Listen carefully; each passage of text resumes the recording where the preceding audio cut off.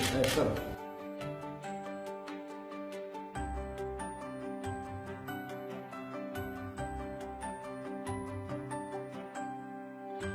كان لقاء اليوم مع السيد رئيس الجمهورية اللي هو كان مبرمج من سابق وتأجل مرتين، وكان شرف لينا اليوم باش تقابلنا مع السيد رئيس الجمهورية. تناولنا بالحديث الوضع العام في البلاد ودور القضاء في تحقيق السلم الاجتماعي ومقاومة الجريمة. وقد معناها أبدأ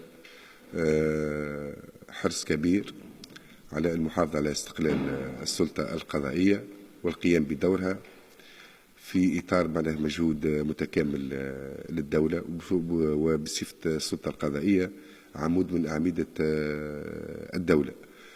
تعرضنا بالنقاش إلى القانون المجلس على القضاء، واللي أبدينا فيه أنه فيه عديد النقائص وضرورة أنه يتعرض على هيئة مراقبة دستورية القوانين حتى تثبت فيه معناها بشكل رسمي ونهائي. من حيث أصل القانون مازال حتى النقابة مازالت ما كونتش موقف معناها نهائي.